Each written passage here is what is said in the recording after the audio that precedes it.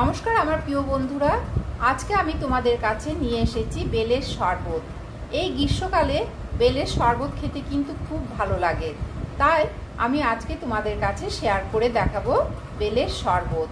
ভিডিওটা ভালো লাগলে নিশ্চয়ই তোমরা একটা সাবস্ক্রাইব করতে ভুলবে না। এছাড়াও তোমরা কে কোথা থেকে দেখছো আমার ভিডিও তোমরা নিশ্চয়ই আমাকে কমেন্টে জানালে কিন্তু আমি খুবই আনন্দিত হব।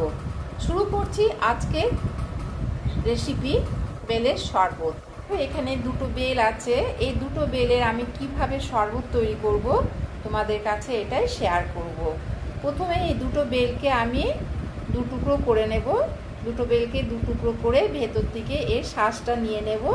শাঁসটা নিয়ে আমি কিভাবে তৈরি করছি তোমাদেরকে নিশ্চয় দেখাচ্ছি, শেয়ার করছি। দেখো এখানে দু টুকরো করে নিয়েছি। দু টুকরো করে এই যে এই বেলের শাঁসগুলো আছে আমি এখন এই চামচ দিয়ে ভালো করে বের করে নেব। বের করে এর মধ্যে রাখবো, রেখে এর মধ্যে জল দেব। জল দিয়ে এটাকে ভিজিয়ে রাখবো। ভিজিয়ে রাখলে কি হবে, এই শাঁসগুলো জলের মধ্যে আমি ভালো করে চিপে চিপে নিয়ে নেব। দেখো এখানে শাঁসগুলো নিয়ে নিয়েছি, বেলের শাঁসগুলো। আর এখানে এই যে খোলাগুলো এভাবে বের করেছি চামচ দিয়ে এভাবে খুঁড়ে খুঁড়ে বের করেছি।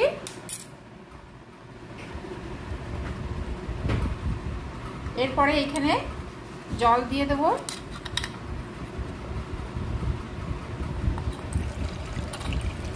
জল দিয়ে ভালো করে এটাকে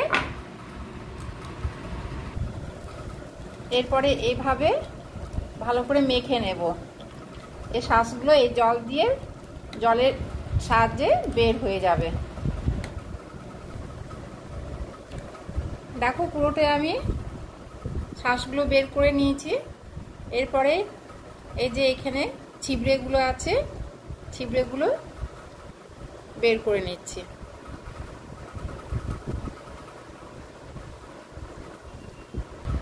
পুরো ছিবড়ে বের করা হয়েছে। এরপরে ছেঁকে নেব। বাকি যেগুলো ছিবড়েগুলো আছে ছেঁকে নিলেই কিন্তু চলে যাবে।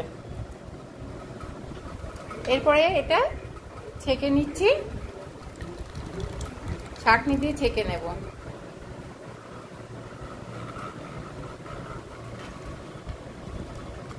এভাবে ছেঁকে এটা ফেলে দিচ্ছি। এই যে এই ছিবড়েগুলো ফেলে দেব।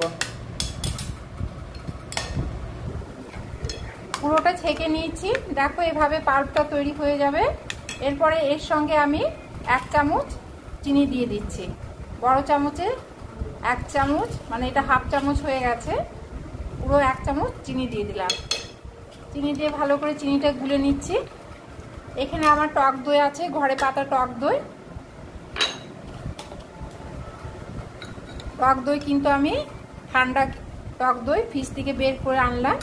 এই টক দই এর মধ্যে দিয়ে দিচ্ছি।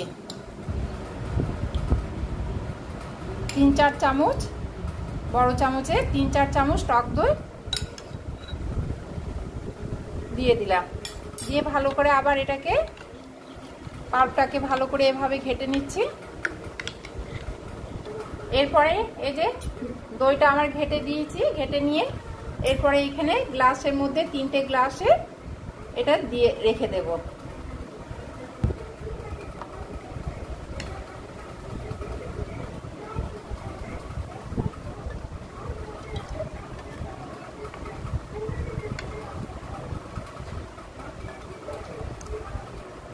কমপ্লিট হয়ে গেছে বেলের শরবত।